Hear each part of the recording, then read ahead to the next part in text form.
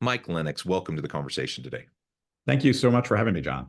It is a pleasure to be with you. You're joining us from the University of Virginia area. I'm south of Salt Lake City in Utah. And today we're going to be talking about your latest book, Strategy in the Digital Age. I'm super thrilled to have the chance to sit down with you and chat about this topic. And as we get started, I wanted to share Michael's bio with everybody. Michael Lenox is an award-winning professor, author, speaker, and consultant for over 25 years. He has been helping MBA students and executives navigate the competitive dynamics of markets in the face of innovation and disruption. And like I said, at the University of Virginia, Mike, anything you would like to highlight by way of your background or personal context before we dive on in? No, I think, I've long been interested in the kind of interfaces between technology, Yeah. business and strategy, and also an interest in public policy and the interfaces there as well. So whether it's digitization or decarbonization, really interested in these kind of technological shifts that are occurring in various industries. Yeah, wonderful. Well, and as we start off, I always like to ask authors, why this book? Why now? There's Yeah. lots of books out there on strategy. There's lots of books out there on digital transformation. What is it about your book that you feel like is a unique kind of value add in the space? Yeah, and this actually is based on an elective that I've been teaching our MBAs for going on about 6 years now. And part of it was my own dissatisfaction that lots of interesting writings and the like on the topic, but nothing that really brought it all together in a more holistic framework. And so this was my attempt, really, first for my students, but also from executives and others that I've engaged with, to provide kind of a broad aperture to Mm, understand what's happening in the digital age, and the purview is really more than just kind of how a lot of people narrowly interpret digital transformation as, let's go build some data lakes and hire some, maybe yeah. AI specialists at this point. But really, to the point that my feeling is what we're seeing is a number of industries, maybe virtually every industry, being significantly impacted by digital technology and needing to understand kind of what are those market and competitive implications is kind of the heart of the book. Yeah, excellent. Yeah, I think you're absolutely right. Digital transformation is impacting every organization. I don't care if you're a mom and pop shop, down the street, or you're a Right. big multinational conglomerate. Like it's really impacting everyone, and we have to figure out how to leverage not only the technologies and tools, but how to integrate that into our strategy, so that we can be competitive in the marketplace. That's what strategy is all about, really. One of the things I'm curious in is just what you've seen, kind of broad brushstrokes here, but um, the strategy landscape, how that's been shifting in recent years, especially since COVID, because Yeah. you had all of over the last couple of decades, I've seen general trends, and there's been fair amount of consistency in terms of strategic frameworks that people use, et cetera. A lot of that got upended during the pandemic, and it Yeah. seems like there's been a major shift. Can you speak to that a little bit? Well, I mean, I think, the fundamentals of strategy, I think, are still the same. The basic understandings of how valuable competitive positions are created and carved out. We often talk about in our courses the strategist challenge, which very Hmm. simply is this idea that valuable competitive positions emerge from the intersection of three things: your values and mission as an organization, critically important; the opportunities the market provides, especially what's happening with technology and competition; and then your capabilities as an organization. So the strategist challenge is always to find that sweet spot where these three things come together. I think what the digital age is doing is it's really heightening the idea that the opportunity set might be shifting away from where it's historically been. And that's Mm. causing companies to have to really fundamentally rethink what their capabilities are, how they evolve those capabilities, and then ultimately what's the kind of new strategic competitive position that's available to them. And in a number of ways, I think what digital technology is doing is it's shifting the locus of the types of competitive Uh, advantage that we see. mhm. Where historically, going back 100 years, even, economies of scale play, where you build Yeah. large and infrastructure and dominate an industry from that scale. At the heart of what we see in this day and age is the value of data and the ability to Hmm. use data to power analytics, including AI, to provide value-added services. And so, kind of to borrow from some of the slang from Silicon Valley, software is eating hardware for lunch. And almost every industry, right? This isn't just limited to what we might narrowly call tech. Tech in many ways is invading, almost every industry segment out there, even education, Yeah. healthcare, financial services, all are being impacted by this. Yeah. And since you mentioned it, and since you're a professor, I would be sad if I missed the opportunity to talk to you briefly, at least, about what you see as the impact on higher ed Yeah. and the university space. Yeah, well, look, I think overall, especially with AI, I mean, one of the fascinating things with this book is it was timed just more serendipitously right with the release of ChatGPT. Hmm. And so there has been this incredible heightened interest, especially around the AI. And I've long pointed out, AI is not new, right? We've been working on Right. AI for many decades here. Yeah. And as we often see, we're hitting that inflection point where the technology seems to be improving at a rate where it's really now captured the public's imagination, and we're seeing increased adoption here. But this isn't entirely new. And again, I even as a undergraduate engineering student, I was learning some of the Mm. AI techniques like neural networks and machine learning. This was back in the early 90s. So this has been a long journey. Hmm. So we're at this interesting point in time, and clearly with generative AI, lots of questions about the future of higher ed, lots of questions about the future of work. Are we Hmm. going to have Hmm. all the jobs replaced? I think what we're going to see, and we've already seen this now for a while, is unfortunately heightened income inequality and more of what people have referred to kind of as the star economy, where Hmm. those who are at the kind of top, the pinnacles of their chosen profession are going to be 10x more productive potentially than they have. Maybe not quite that much, but you get the Yeah. idea. Significantly Yeah. more productive by leveraging these tools available to them. It's going to then narrow the demand in some of these fields because you're just not going to need to have as many people doing some of these high ordered intellectual tasks. And that's going to cause, again, this kind of even massive than we see today income inequality. What does it mean for higher ed? Well, arguably, we are entering, if we haven't been in for a while, the age of kind of the star faculty, where a single faculty member now can have reach far beyond their university. They can do things like podcasts, but they, of course, can do online education and the like. So that footprint is much larger than it used to be. I think it will continue to push universities to, as people said, flip the model, Yeah. where if you're lecturing, that's probably going away. And you have to think about how you leverage your time in the classroom to be highly impactful, Hmm. much more discursive, much more, as we call it at Darden, student-centered learning approach, where Yeah. you're really engaging the students in a conversation, in a dialogue, rather than just kind of a unidirectional lecturing. So I think it will be a dramatic impact on universities. I don't think it's going to be the end of universities, as some have predicted. Yeah, no, I agree. I agree. And as a professor myself, I'm not at a top five business school like you are, but I am, at in a university space where I see, these types of conversations happening constantly. And we're a regional teaching university, so our focus always has been, student centered, Yeah. engaged learning, applied practical learning. And so in some ways, I've seen this as a great opportunity to push lagging faculty in what I see as the right direction of where we should have been already anyways, to do more That's right. experiential learning, to that kind of stuff. And so I see it as a wonderful thing, a great opportunity for us to do things that matter to students more than just getting up and regurgitating lectures that we've given 1,000 times or whatever. So anyways, I think that's wonderful. And Yeah. you mentioned not just within the university space, but within the world of work generally, right? We're going to see massive shifts and changes in the coming years and decade.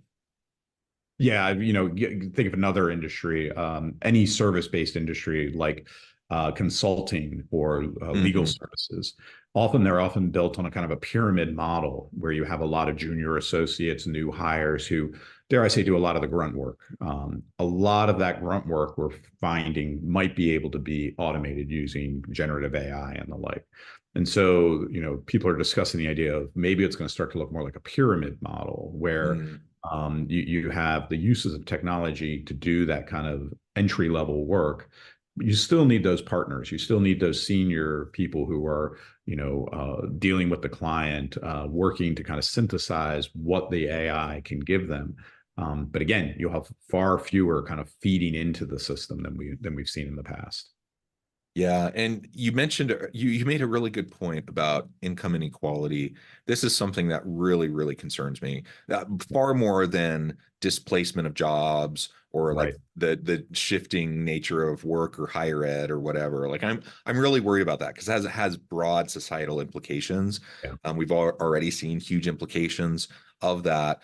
Um, from a strategy standpoint, where do you see organizations and leaders' role in this kind of shifting? I mean, big, huge societal kind of concern around income inequality and how that's going to continue to evolve. Yeah, I think it's a difficult one to answer from the individual firm's perspective in the following sense. Since the time of the Luddites, we've talked about job displacement for technology, maybe even Yeah, earlier than that, this idea that the technology is coming for our jobs. Historically, that hasn't actually proven true. What it does yeah, happen is we have displacements in terms of different types of jobs go away, but we tend to create new ones yeah, in their. The question at hand is what types of new jobs are going to come in the wake of this kind of burgeoning digital divide that we're seeing. And at one level, it could be the case that we do see, it's a different world than we've seen in the past in terms of job creation. There are some economists and others arguing that the end is near in terms of job creation. mm, Others might have a more optimistic view. I'm somewhat in the middle in that I think we'll create various types of jobs, but the question is, again, how vibrant or rich are those jobs? I mm, actually come from a steel mill town in Pennsylvania that unfortunately, by the time I graduated high school, the steel mill was already kind of on the decline. Um, those jobs gave people purpose. Those jobs gave people a sense of identity. yeah. People were very proud of the work they did at the steel mill. Are the jobs that we're going to create kind of in the wake of this disruption going to give people the same sense of purpose or the like? I think that becomes the critical question here. And admittedly, I don't have the answer to what that might be or how that will play out. I do think for individual companies, they're going to have to think they've always had to think very clearly about their talent needs and how to Hmm. cultivate and attract talent. I think that's going to get even more intense. One of the things, borrowing from some colleagues at the University of Toronto, they have a great book called Prediction Machines that talks about this notion that what AI does for us at the end of the day is give you more accurate predictions. But at the end of the day, you have a complementary good, which is judgment, which is a distinct Hmm. human characteristic. So what happens when you lower the cost of a complementary good like prediction is you actually increase the demand for the complementary good, in this case, judgment. And so this is again what leads to the income inequality is that those who are able to kind of layer on that distinctively human judgment capability are going to be really valued in the workplace. And so from a company standpoint, getting that type of talent, that talent who can deal with ambiguity, uncertainty with a fast moving environment. In the book, I talk, borrowing again from others, some of the traits of successful leaders, things like humility in the face of technological shifts. Those are going to be the highly valued and desired workforce of the future for a lot of companies here. Yeah, I completely agree. And perhaps, like you said, maybe this is a bigger question, a bigger conversation to be had with global governments, and it has huge public policy implications, right? A lot to unpack there, and certainly This something is that needs. why in Silicon Valley there's probably the biggest push for a universal basic income is this Right. belief that there's just Yeah. not going to be the quality of jobs created in the wake of this. And so it's interesting what some of the policy solutions that have been suggested for that. Yeah. Yeah, for sure. Well, I'm curious in our final little bit of time together, maybe we can explore what you see coming down the pipeline in the next couple of years. I mean, it's Yeah. hard even. I mean, especially when we're talking about generative AI, just the rapid pace, right, of the release of new tools and the evolution of tools like ChatGPT and such have, it's been mind-blowing to see how Yeah. much it's evolved just in the last year. So who knows where we'll be 6 months or a year from now, let alone 5 years from now.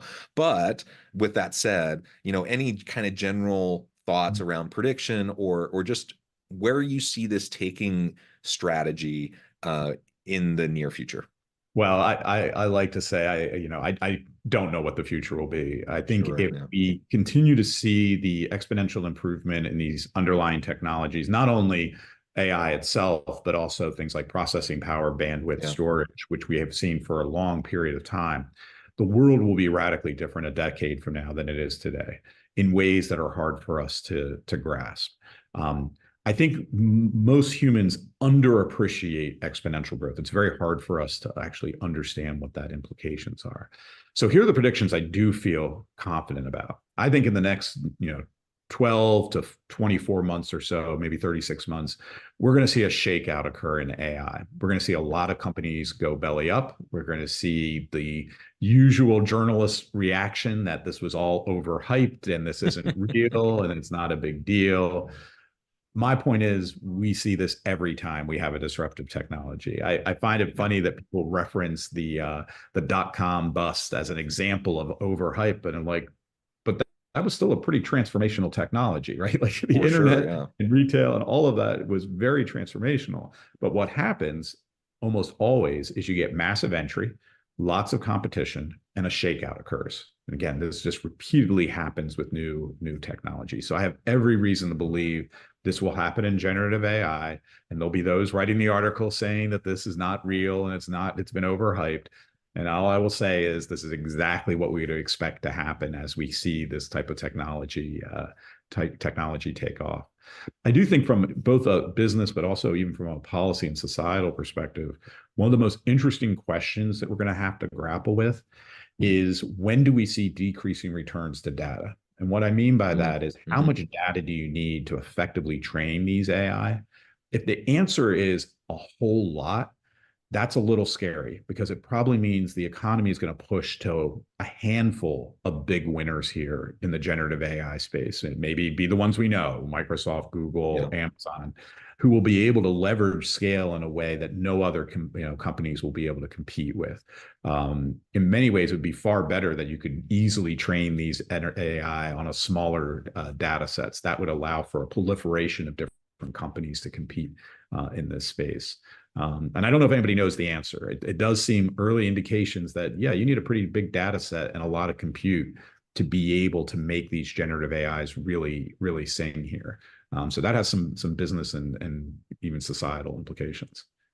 Yeah, but you also mentioned the exponential growth and increase in computing power, in storage space, the cost of storage space going down, computing power going up, cloud computing allowing for scalability, et cetera, et cetera. Like all of this coming together is in part why we've seen this iteration of generative AI really take off. Because, like you said, uh, you know, AI, deep machine learning, these types of things, people have been working on them for a really long time, Yeah. but we did have to hit a stage, where we had where the average person could utilize it in a way, that could be helpful. And that's what we've reached. And so it we'll see, I guess, how things continue to play out in the near And, future. and maybe part of the scary part of this is the fact that the people, really at the front lines of this, I think have also even been surprised about how well these systems have started to work now in the last, Yeah. few years. Like I think they've been even taken aback of how quickly progress has been made on some of these fundamental problems. I mean, it wasn't too long ago that we were bemoaning how hard it was to do pattern recognition in images. And now we have generative AI that will create not only images but movies for us, with a simple set of prompts. That is amazing improvements in the technology. Yeah, absolutely. Well, Mike, this has just been a great conversation. I know at the time I need to let you go here in a few minutes, but before we wrap things up, I just wanted to give you a chance to share with the audience how they can connect with you, find out more about your work, where they can find your book, and then give us a final word on the topic for today. Yeah, well, in terms of the ability to find the book, on all your favorite channels, Amazon, Barnes and Nobles, and others. All have it available. In terms of finding me, I'm fairly easy to find online, but I would suggest you go to my personal website, which is www.michaellennox.com or .org, with Lenox is how we spell it. I think final words here, and one of the messages in the book. You never complete your digital transformation. It truly is a journey without end. And I do think because of the power of data and scale, the sooner you begin that journey, the better. I liken it to kind of building an on-ramp to a highway. And once you're on that highway, you're off and running down the road. If you're too late to get on that highway, it's going to be very hard to catch up to those companies who already made these investments. Yeah, well said. Michael, thank you so much. It's been just a real pleasure. I encourage the audience to reach out, get connected, find out what Michael can do for you. Check out his book, Strategy in the Digital Age. And as always, I hope everyone can stay healthy and safe, that you can find meaning and purpose at work each and every day. And I hope you all have a great week.